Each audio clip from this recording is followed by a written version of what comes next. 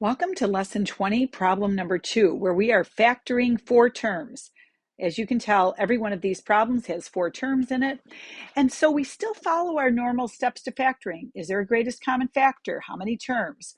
So today we're going to see what happens when we take out the greatest common factor or not, but we check for it, and then we still have 4 terms. So the way that they want us to group it here is 2 and 2. So that's a big hint. So I'm going to group these first 2 together and take out the greatest common factor from the first 2. So from the first 2, the greatest common factor is k squared. So I have k squared times k minus 1.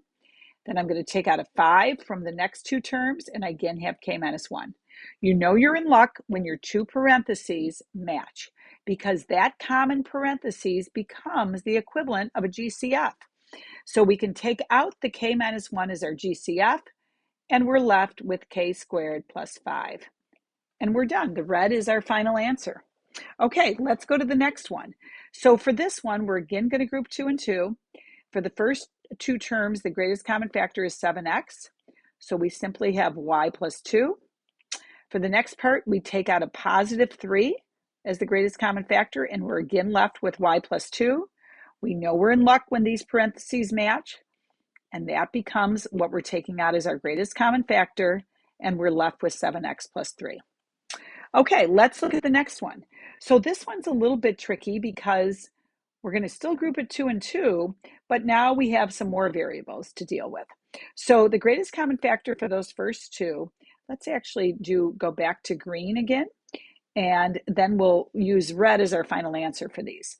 So we're going to take out a 5p to the third, which is our GCF, and then we're left with simply p minus 2. And then we can take out a 7, and we're again left with p minus 2.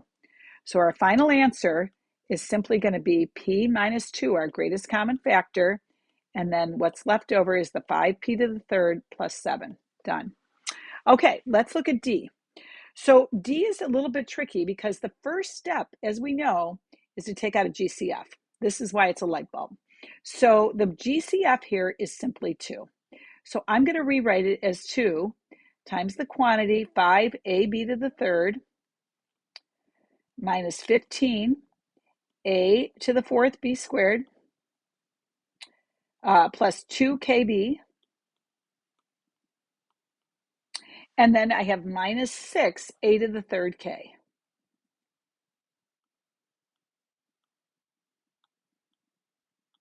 Okay, so I'm going to very clearly group these 2 terms together. And then with a different color, I'm going to group these 2 terms together.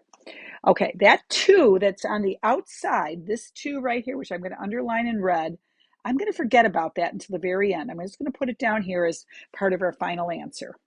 Okay, let's start with this blue portion. So the blue portion is going to be 5. There's 5 is common. A to the first, B to the second is all common.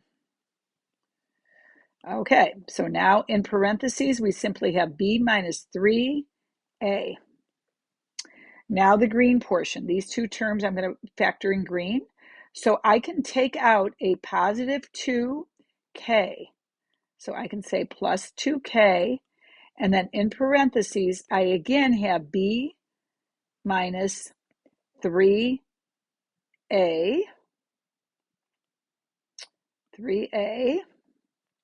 Now, you might notice that if I was to distribute that, I get 2kb minus 6ak, but I need to get a to the third.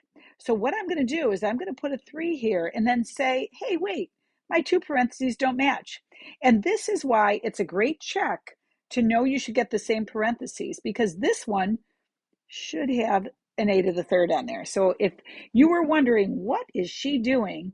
That's what I was doing wrong. I totally made a mistake on that one and forgot to put the a to the third right there. I think I might have even said it, but maybe not. But it's a great test that these 2 parentheses have to match.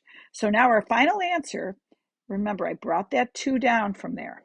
So our final answer is 2. Then we're going to take our common parentheses of b minus 3a to the third. And then the other parentheses will have 5a b squared plus 2k. Hope you see very clearly why this is a light bulb problem. Great job. See you next time.